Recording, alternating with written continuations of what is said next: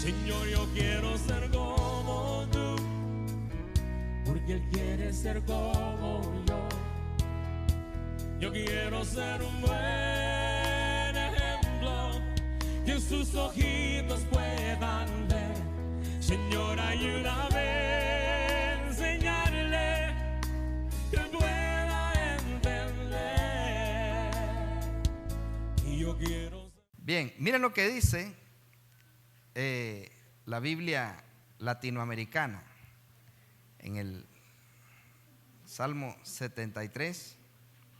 Dice el verso 27, en esta versión: los que se alejan de ti se pierden, tú aniquilas a los que te son infieles. ¿Escucharon eso? Dice: los que se alejan de ti se pierden, tú aniquilas a los que te son infieles. Y la versión que nos aprendimos dice: he aquí,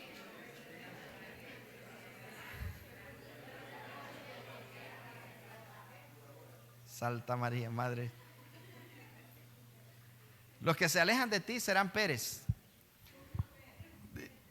Pérez serán. Bien, este salmo es un salmo muy propicio para leerlo en aquellos momentos en que a veces se siente como que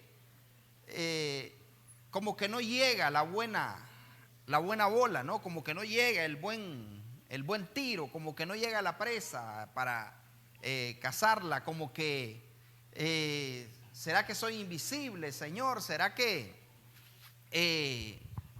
no me escuchas? ¿Será que hice algo malo? ¿Será que porque yo miro que a otras personas les va bien, a otras personas no tienen tantos problemas como los que tengo yo? ¿Por qué será que pasa esto? ¿Por qué será que pasa lo otro?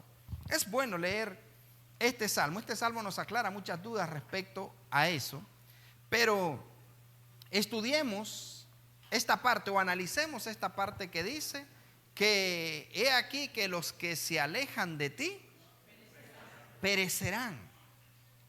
Los que se alejan de ti perecerán. Pero yo le pregunto, ¿cómo es eso de alejarse de Dios? ¿Será eso para alguien que se descarrió? O sea, no solo es para alguien que se descarrió, no solo es para alguien que se apartó de Dios, que se fue al mundo, sino que también tiene que ver, como hay gente que utiliza el dicho, ¿no? Juntos pero no revueltos.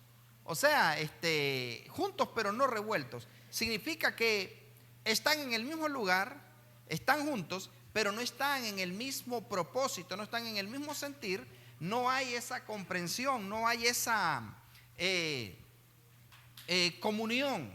Entonces, el salmista está haciendo un reclamo a Dios porque él está viendo una realidad que no le parece. O sea, todo mundo cuando se porta bien, cuando la gente hace bien las cosas ante sus ojos o ante su pensamiento, la gente espera una recompensa distinta, ¿no? Pero si yo me porto bien con esta mujer, yo le doy todo lo que le hace falta. Pero si yo me porto bien con estos chavalos, te diría un padre, ¿no? Yo a ellos les compro su mochila, su ropa, sus zapatos, los llevo a pasear, los llevo a la playa, les doy todo. ¿Y por qué se portan así? Yo espero otro resultado de ellos. ¿Por qué este hombre, dice ella, no? Le preparo la comida que le gusta, lo consiento, lo apapacho, lo mimo, lo hago reír. ¿Y por qué se porta así este hombre tan mal? ¿Por qué me corresponde de la manera negativa? Entonces, en algún momento todos nosotros, como hijos, como padres, ustedes como madres, como esposas, como mujeres, hemos esperado una buena recompensa de nuestro buen comportamiento, ¿sí o no? En algún momento hemos esperado una buena recompensa de nuestro buen comportamiento, pero a veces hemos recibido lo incorrecto. Y pregunto, ¿cómo nos hemos sentido nosotros cuando hemos recibido lo que según nosotros no nos merecemos? Mal. te sentís traicionado, te sentís decepcionado, te sentís frustrado, te sentís como que uno dice, pero ¿por qué será? Entonces el salmista, mire qué interesante, el salmista ha estado observando, y eso es uno de los peligros que corren los seres humanos, que el salmista ha estado viendo qué está haciendo Dios, o qué estaba haciendo Dios con los impíos, qué estaba haciendo Dios con los demás, y se estaba olvidando de lo que Dios estaba haciendo con él. ¿Entiende eso? O sea, él estaba tan pendiente de lo que estaban haciendo los demás, de la recompensa de los demás, que se estaba olvidando de la recompensa que tenía él. No sé si usted me comprende lo que le quiero decir. O sea, él está viendo, aquel Dios le dio esto, aquel Dios le dio lo otro, aquel tiene esto, aquel tiene lo otro, pero vio tanto lo que Dios había hecho con los demás, que se olvidó de lo que Dios había hecho con él, de lo que había hecho con él. Leí un pensamiento que decía, hay personas, decía, que pueden comprar una buena cama, pero no pueden conciliar el sueño. Hay personas que pueden comprar el sexo, pero no pueden comprar el amor. Hay personas que se pueden comprar, decía, un buen crucifijo, pero no pueden comprar a Dios. O sea, que nosotros todos somos completamente bendecidos. Somos bendecidos. Somos bendecidos. Nosotros no somos prófugos de la justicia. Nosotros no somos prófugos, no estamos sentenciados a algo negativo. Y es importante que nosotros valoremos lo que tenemos. En una ocasión, un hombre se estaba quejando. Yo no sé, quizá no conocía este salmo. Y le decía al Señor, qué barbaridad, que me tenés abandonado. Mirá que otros tienen esto, tienen casa, tienen carro, viajan, hacen todo y yo nada. Entonces decían que vino Dios y le dijo, ok, mirá, le dice, te ofrezco $1.000.000 por uno de tus brazos. Y dice que el hombre le dijo, no, yo no te vendo mi brazo. Ok, le dice, te ofrezco 100 millones por tus 2 ojos. Te ofrezco $100 millones por tus 2 ojos. Dice que el hombre le dijo, no, ¿para qué quiero yo $100 millones si no los voy a poder ver? Y dice que Dios comenzó a ofrecerle ciertas cantidades y él dijo, no. Entonces le dijo Dios al final, tú te das cuenta cuán millonario eres, cuán bendecido eres, con solo el hecho de ver, con solo el hecho de respirar, con solo el hecho de despertar una mañana más. Cuando hay personas que están conectadas a un tanque de oxígeno, cuando hay gente que tiene que tener, para poder respirar, tener una máscara de oxígeno, cuando hay gente que para poder hacer sus necesidades fisiológicas necesita un dreno, necesita estar conectado con una sonda, andar con aquello incómodo, cuando tú vas al baño tranquilamente y hasta te pones a chatear sentado en el inodoro y te pasas allí horas. Y lo haces tú mismo, abres la llave tú mismo. Conocía de una persona, me contaban de alguien que estaba tan terriblemente mal de sus huesos y todo, que ya no se podía ni bañar sola la persona y ni siquiera podía restregarse. Sin embargo, nosotros agarramos el paste y por todos lados. Otros no. Podemos agacharnos a recoger ciertas cosas, ¿no? Si de repente se te cae algo. Pero mis amados, a veces nosotros estamos tan enfocados en lo que Dios le ha dado a otros que empezamos a sentir como que Dios con nosotros no está siendo justo.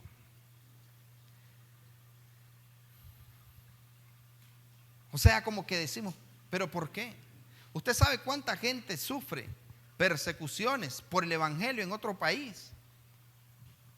¿Usted sabe cuánta gente en otros lugares no tienen esa libertad de reunirse a adorar a Dios? No tienen derecho, tienen que esconderse en cuevas, tienen que esconderse en las montañas, tienen que estar con aquel miedo de que si los agarran con una Biblia, que si los agarran hablando de Dios. Y nosotros tenemos tanta libertad que a veces por tanta libertad nos volvemos malagradecidos. ¿Cuánta gente no se queja cada lunes, y hoy es lunes y tengo que ir a trabajar y ir a verle la cara. Pero usted sabe cuánta gente un lunes se levanta a ir a buscar trabajo, a ir a mendigar, que le den una oportunidad, que les den trabajo. Gente que el lunes se levanta apenas a meter documentos. ¿Y cuántos se quejan porque van a ir a trabajar? ¿Cuántos se quejan porque tienen que ir a estudiar? Ay, no quiero ir a clase. Qué bonito sería que llamaran del colegio y dijeran, tienen 2 semanas libres. ¿Y sabía usted que hay niños, hay personas que no tuvieron oportunidad de estudiar, que no tienen esa oportunidad de estudiar y andan en las calles? Porque no tienen recursos. Pero muchas veces nos quejamos del gusto. Y este hombre aquí, en el Salmo 73, yo quiero que miremos algunos detalles, porque él comienza a reclamar: Señor, ¿por qué aquel tiene casa y yo no? ¿Por qué aquel tiene carro y yo no? ¿Por qué aquel ni siquiera va a la iglesia? ¿Y por qué aquel le va bien?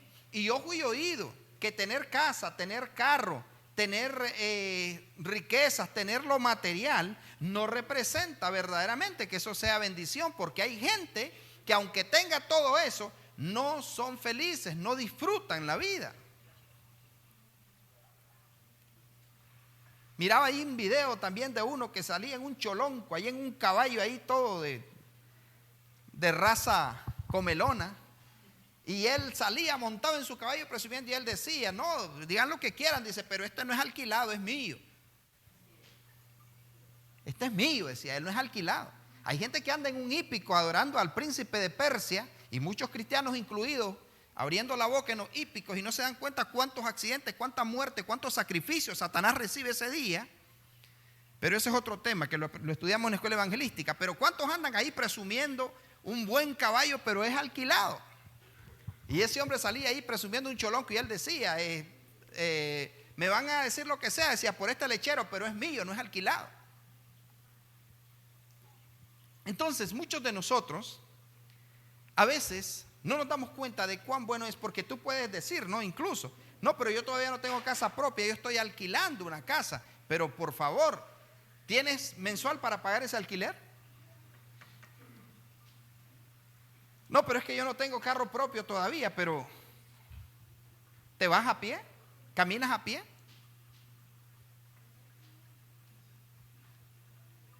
Entonces, mis amados, a veces vemos tanto cosas y creemos, ¿no?, que hay gente que está más bendecida que nosotros, y eso es la percepción que él tenía, porque miraba, ¿no? Mira lo que dice desde el verso 12. El salmista dice: he aquí estos impíos, sin ser turbados del mundo, alcanzaron riquezas. Verdaderamente en vano he limpiado mi corazón y lavado mis manos en inocencia, pues he sido azotado todo el día y castigado todas las mañanas. Una quejabanza, esa no es alabanza. Si dijera yo, hablaré como ellos, he aquí, a la generación de tus hijos engañaría.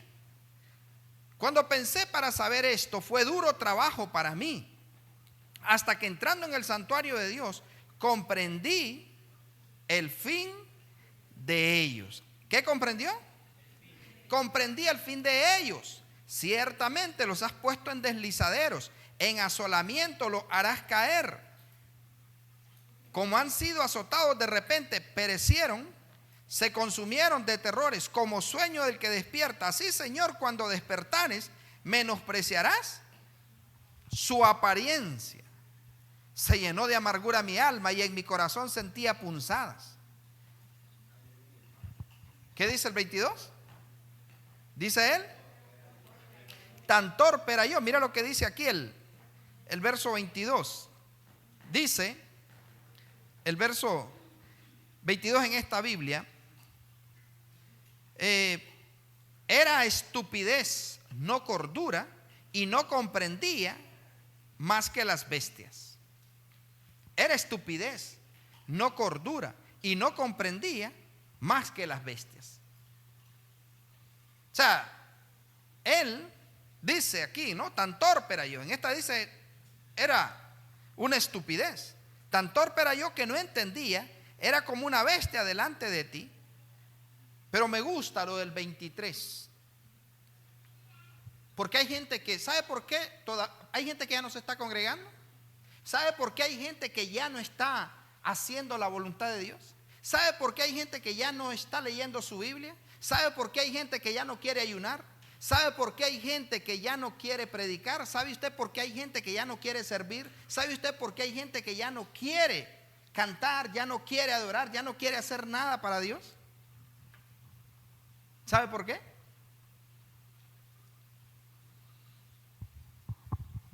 Mire,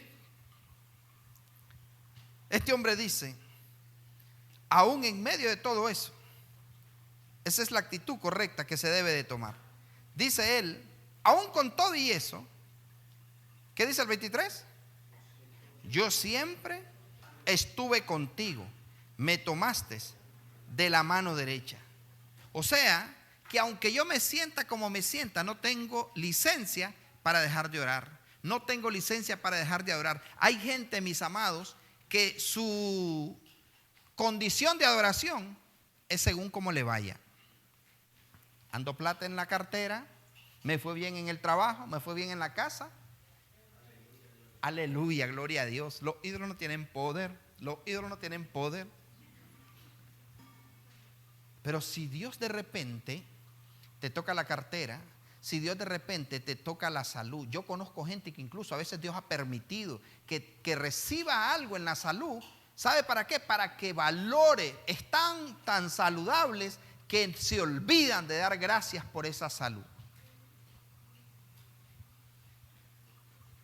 Se olvidan. Entonces a veces Dios dice, necesito ponerte allí para acordarte de que yo soy el que te doy salud. Necesito. Entonces, pero me gusta la actitud de este hombre en medio de todo eso. Yo sé, mis amados, porque yo pasé por eso. Que yo llegaba a la iglesia y yo no quería levantar las manos.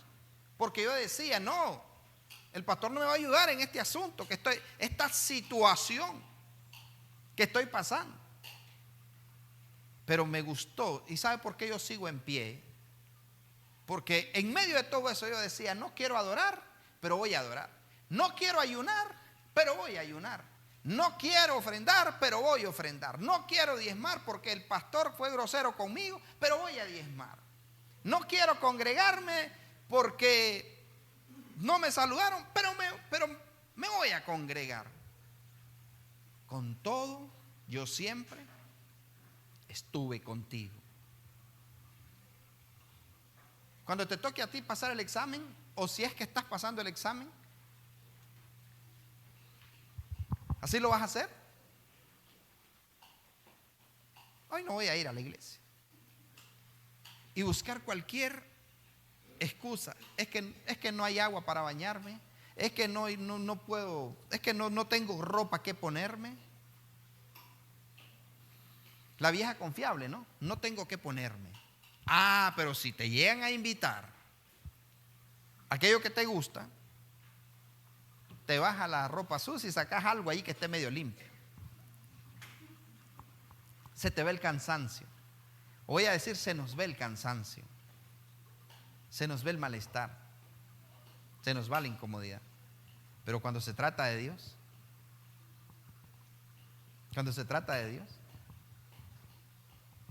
¿me está entendiendo? O sea, cuando se trata de Dios, debemos de mantener siempre. Es hermosa la alabanza cuando estás pasando por una circunstancia. La Biblia dice, en los íntegros es hermosa la alabanza. ¿De qué sirve alabar a Dios porque estoy bien? ¿De qué sirve alabar a Dios porque no me falta nada? Pero usted sabe lo que representa que usted adore a Dios en medio de todo eso y que usted diga, bueno, me va a llegar mi momento, me va a llegar mi día, me va a llegar mi oportunidad, lo voy a alabar, lo voy a exaltar, lo voy a bendecir. Aunque la higuera no florezca, ni en las vides haya fruto, aunque los corrales no den mantenimiento, con todo yo me alegraré. Pero aún aquí hoy hay gente que de buena gana se hubieran quedado en su casa. Levante la mano. Todavía hay gente. Pero es hermoso cuando tú decides y dices, algo va a pasar. Eso es como la pesca, Angel. Usted va en fe porque usted cree que va a salir algo, y usted va y usted está confiando que va a salir algo. Como que si uno los tiene ahí amarrados, los peces.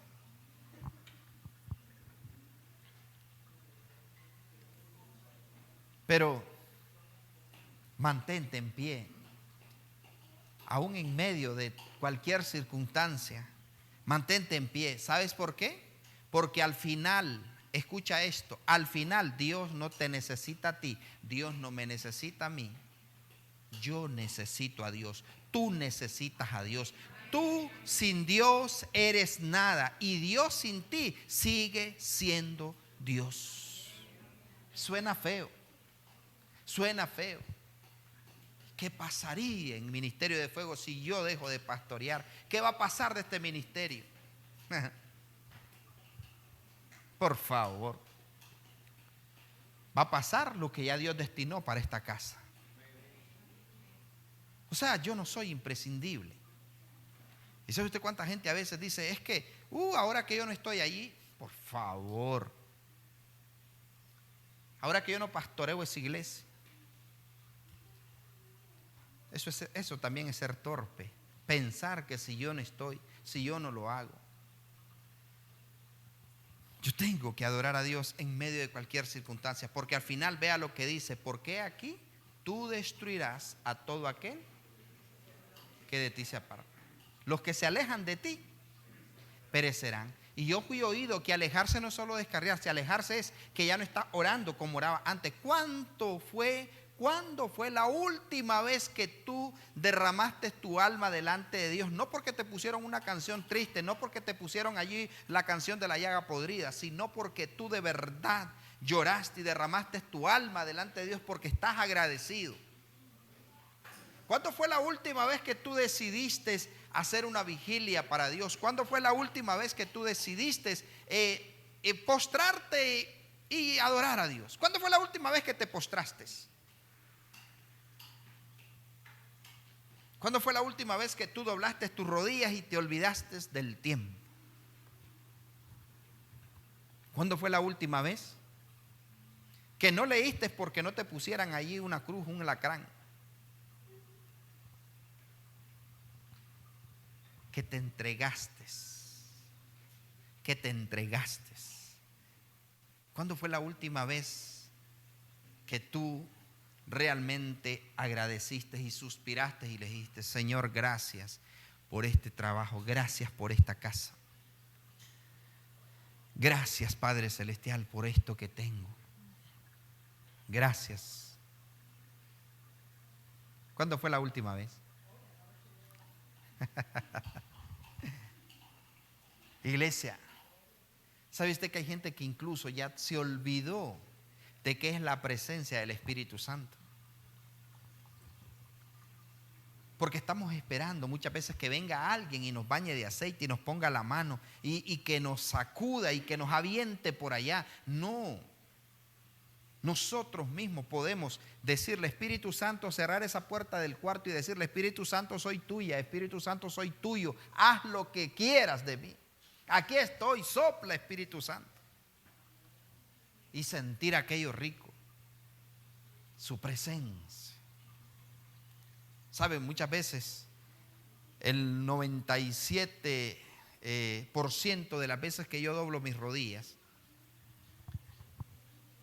y estoy de rodillas ante Él, puedo sentir como que se estuviera hornando, puedo sentir un fuego poderoso, riquísimo, que estoy allí y sé que Él está allí y poderlo disfrutar. Pero qué terrible es arrodillarse, postrarse y sentir seco aquello, como que estás hablándole al aire. Pero conectarse de verdad, porque tú oraste. Mira, puede ser que ore. Hay gente que ora 7 horas, gloria a Dios por esas personas que oran 7 horas, que oran 8 horas, 3 horas postrado. Hay gente, yo conozco gente que hace eso. Yo pocas veces he amanecido de rodillas orando, pero conozco personas que lo hacen, pero verdaderamente 5 minutos, 10 minutos pueden ser suficientes que te conectas. A mí me ha pasado que hay veces que 1 minuto, literal, 1 minuto me arrodillo y siento tan rico su presencia y me levanto como que si estuve 10 horas con Él. Pero eso también es alejarse de Dios. Si tú evalúas, si tú te pones en una pesa, si tú te pones en una balanza y evalúas cuán cerca estás de Dios, porque dice que los que se alejan de Él van a perecer. Alejarse es dejar la casa vacía, alejarse es apartarse del ya no estar buscando su comunión. Pero si tú evalúas en el tiempo que orabas antes y el tiempo que oras ahora, el tiempo que estudiabas la palabra y el tiempo que la estudias ahora, el tiempo que ayunabas antes y el tiempo que ayunas ahora, ¿no estarás alejado? ¿No estarás alejada? ¿Iglesia está entendiendo eso? O sea, no es descarriarse, es estar alejado, como cuando se enfría el amor en una pareja, que ya no hay ese te amo, ya no hay esa especialidad, ya no hay aquello. Como qué terrible, ¿no? Que Dios de repente vea que te estás alejando, y ojo y oído, que mire lo que dice: porque aquí que los que se alejan de ti perecerán. Y una vez que se alejan de Él, van a perecer. Pero después dice: tú destruirás a todo aquel. O sea, llega ese momento que la persona, cuando se aleja de Dios, se vuelve abominable y a Dios no le queda de otra que destruirlo. ¿Entendió? O sea, el alejarse. Pero quiero que les quede claro esto: no es descarriarse, es que ya venir o no venir a la iglesia me da igual. Eso es alejarse. Dejar de congregarme, dejar de leer la palabra. Hay gente que se ha retirado de aquí y me dice a mí: yo voy a seguir leyendo, voy a seguir estudiando los libros. No crea que aunque yo no venga, yo no voy a seguir. Y yo dije: yo no pastoreo de ayer. Si estando aquí, que estaba allí contribuyendo yo con mi sagrado tiempo, diciéndote: hay que leer, el resumen es diario, la palabra, ¿por dónde ven la escritura? Si les costaba hacer eso,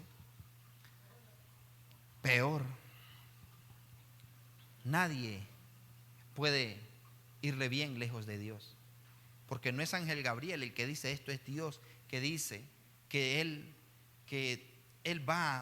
van a perecer todos aquellos que de Él se alejan, que de Él se apartan. Iglesia, pero yo quiero que usted entienda lo que el Espíritu de Dios le está queriendo decir. No es que te descarrees, no es que te vayas al mundo, es que estando dentro de la iglesia hace tiempo puede ser que estés lejos. ¿Entiende eso? Antes te ofendía escuchar malas palabras, ahora decirlas tú.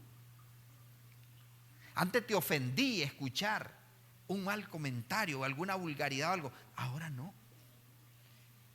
Dios guarde que antes alguien te hablara de alguna cosa o que te quisiera enseñar algo indebido y ahora no. Estás alejado. Si ya escuchar música mundana, si ya ver cosas incorrectas ya no te inmuta, ya no te hace algo, significa de que estás alejado y necesitas volver. ¿Alguien me está entendiendo? ¿Por qué? Porque ¿cuál es la sentencia de alejarse de Él? Los que perderíamos seríamos nosotros.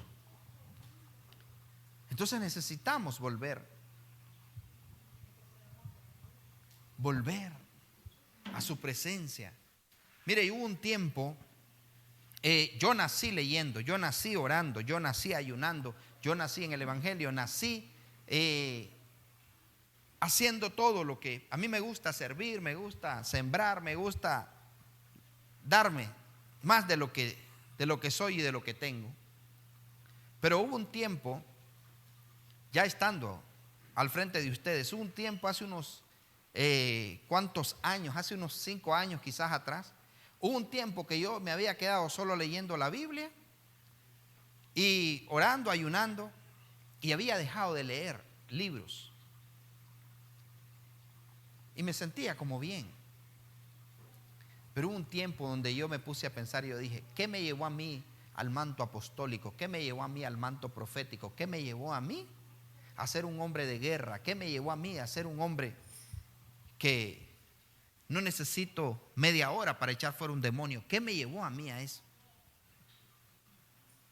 Y yo dije, tengo que volver. Y empecé. ¿Y sabe qué?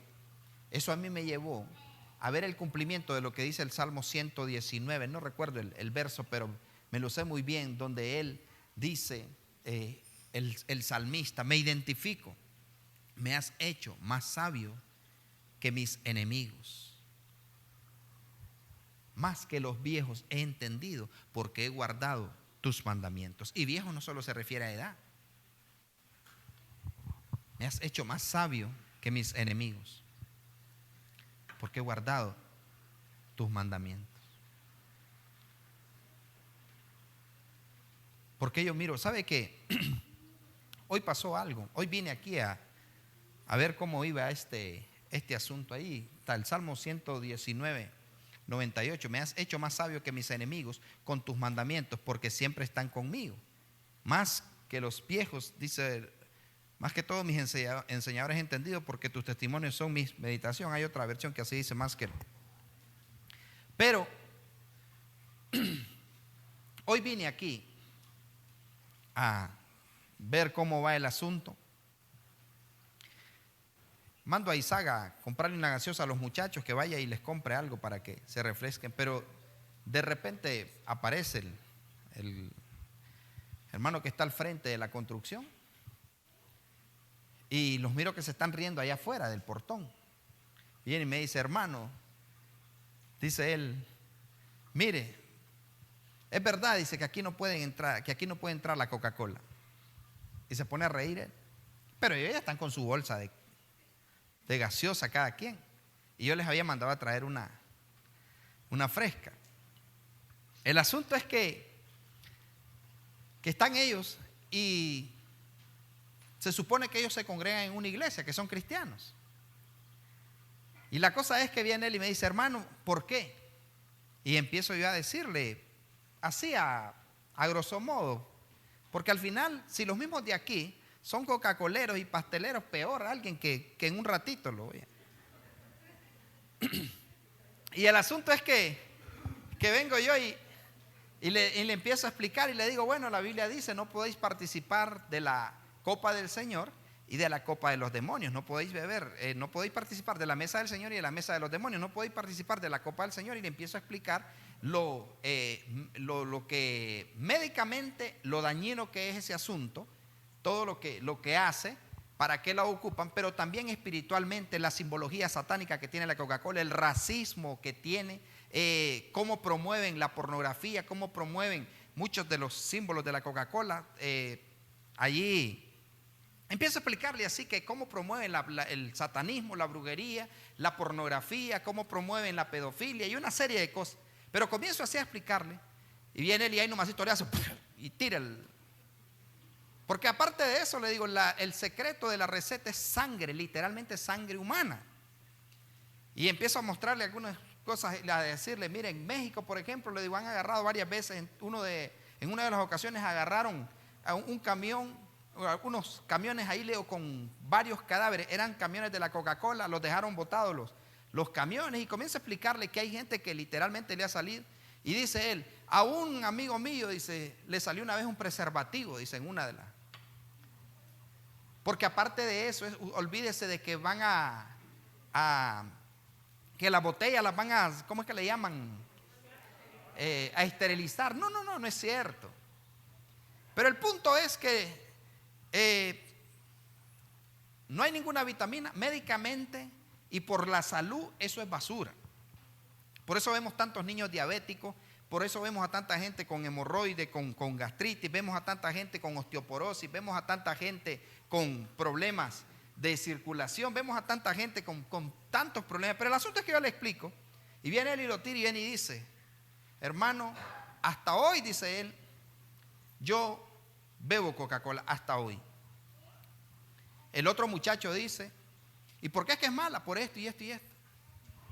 Y la cosa es que lo miro que da la vuelta y se va de nuevo y saca otra bolsa y la vuelve a amarrar. Qué chive eso, dice.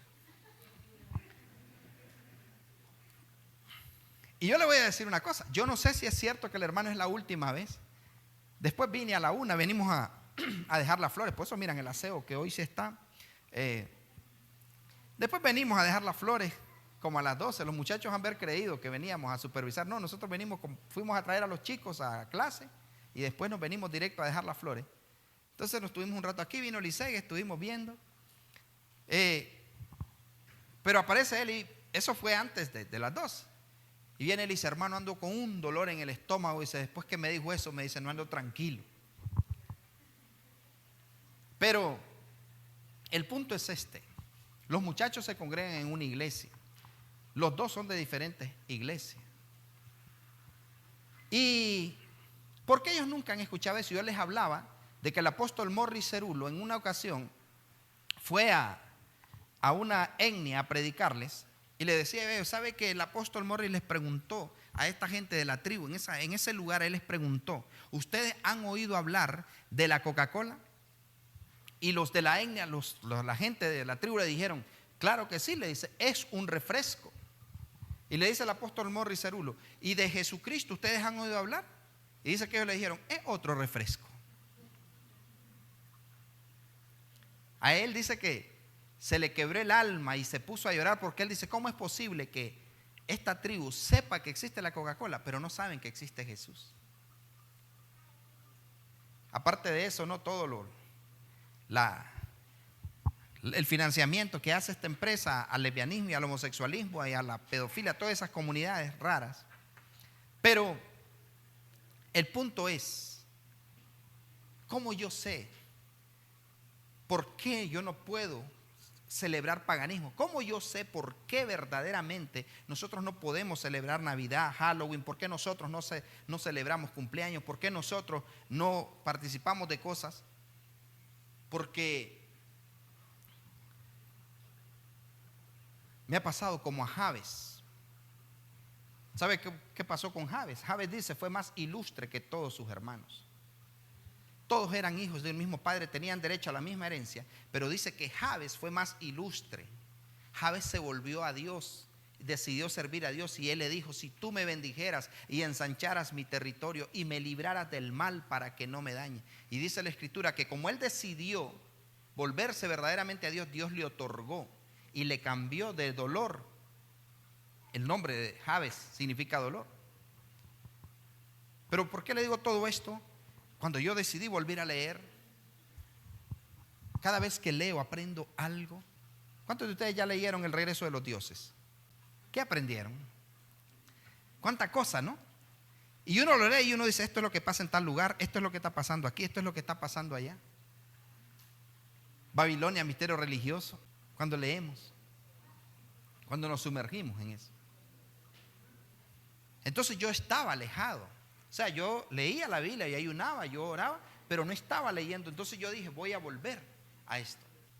Por eso les he mencionado otras veces, ¿por qué Pablo marcó la diferencia? ¿Por qué Pablo conocía de poesía, de cultura? ¿Por qué Pablo conocía cosas que Pedro ni en broma, Pedro ni las entendía? Dicen que Pedro es el Papa de Roma, pero Pedro ni en broma sabía cosas que sabía Pablo. Calificaba más Pablo porque ni esposa tenía. Que Pedro, imagínense que llegó a decir, vamos a esto de los estudios que tenía, de cómo Pablo leía, Pablo se instruía, se mantenía cerca, ¿no?, de Dios. Que Pedro llegó un momento que hasta dijo, las cartas de Pablo son difíciles de entender y algunos los indoctos las tuercen, las corrompen porque son difíciles de entender y eso es una realidad. Las mujeres callen en las congregaciones. Como Pablo dijo, las mujeres callen en las congregaciones. No hay pastoras, no pueden predicar las mujeres. Por favor, por favor. Entonces torciendo las cartas de Pablo. Pero ¿qué era lo que pasaba con Pablo? Pablo le dice a su discípulo, mira, quiero que me traigas el capote que dejé en Troas. Tráeme el capote, tráeme los pergaminos y tráeme los libros. ¿Qué libros? ¿Qué libros? Entonces por eso es que Pablo decía, soy judío para los judíos, se hacía gentil para los gentiles, se hacía judío para los judíos y gentil para los gentiles. ¿Cómo? Porque conocía su idioma. Conocí. Entonces, mis amados, alejarse de Dios también es dejar de instruirse, dejar de crecer, dejar de hacer aquello que te llevó a donde estás. También se va a ungir el país en diferentes lugares, pero convocan a la gente de la coalición apostólica y profética, pero entre eso me llaman y me dicen: profeta, queremos que vos seas parte de esto, queremos que vayas con nosotros. Atención, y comenzaron a decir: queremos que usted esté en ese evento. Y le decía yo a Xiomara anoche, platicándole, qué tremendo, le digo, que qué bonito es saber que tenés algo que dar, y qué bueno es que te tomen en cuenta y que no digan: este solo locura habla. Qué bonito es. Me escribió el pastor, me dice: regáleme su nombre completo y qué bendición que hayan venido y que no sé qué, que no sé cuánto. Pero ¿por qué yo tuve algo que decir? ¿Por qué hablé algo? Incluso cuando veníamos en el camino con el apóstol Carlos y ellos veníamos conversando asuntos y hablábamos de algunos pasajes de la Biblia, y yo hablaba con ellos y ellos me aclararon cosas a mí, yo les aclaré cosas a ellos. ¿Pero por qué? Saben que hay un depósito, pero si yo estuviera lejos de él, entonces tú destruirás a todo aquel que de ti se aparte. Aquí que todos los que se alejan de ti perecerán. Y quiero que si algo si no entendió todo lo que hablé, por lo menos quiero que entienda esto. Alejarse no es solo descarriarse. Alejarse no es solo irse al mundo. Alejarse es que aunque estés dentro del reino, tú no estés participando de las maravillas y de los beneficios del reino. ¿Entiendes eso? O sea, puede ser que estés aquí, pero a lo mejor no estés siendo parte de la proyección, de la visión de lo que Dios está haciendo o de lo que Dios va a hacer. Entonces debes de volver a la oración, debes de volver a aquello que te llevó a ese lugar donde donde Dios te tenía levantado. Por eso yo tomé esa decisión en ese momento y dije: voy a volver a leer libros.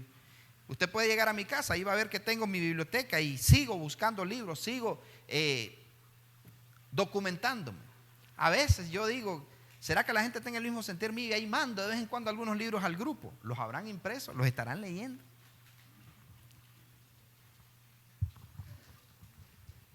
No te apartes de la instrucción.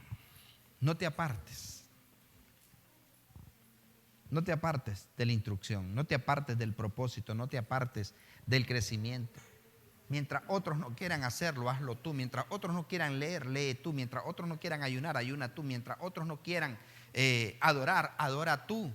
Que al final dice la Escritura que se va a ver la diferencia entre el que le sirve a Dios y el que no le sirve. Se va a ver la diferencia. Va a llegar ese momento donde Dios te va a levantar, donde Dios va a hacer que tú te destaques. Dice la Escritura: ¿has visto hombre solícito en su trabajo? Delante de los reyes estará. No, exacto. ¿Has visto hombre solícito en su trabajo? Prepárate, porque llega ese momento donde Dios dice: este está listo, ¿Por qué el Señor mandó a Felipe donde el eunuco? Porque el hombre se instruía. ¿Por qué el Señor mandó al apóstol Pablo donde aquel hombre macedonio? Porque el hombre se instruía. Entonces, si no estás orando como orabas antes, si no estás leyendo como leías antes, si no estás ayunando como ayunabas antes,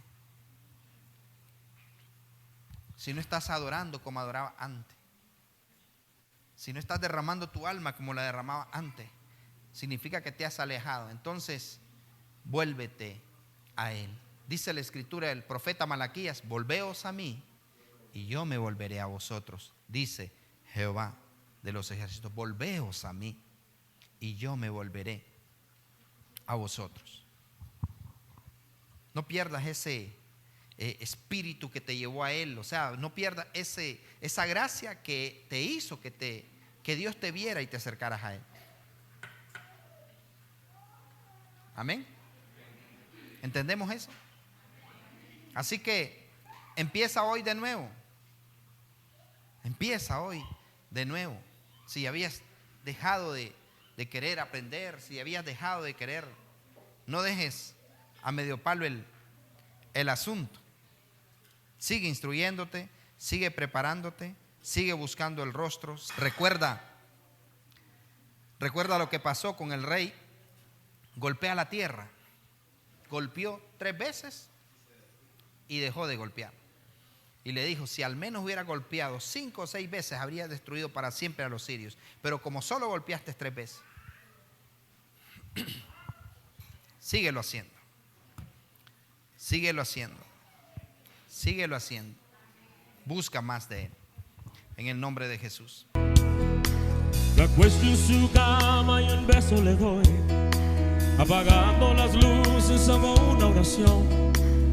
Cuando Él crezca, Él vea en mí un Padre que vive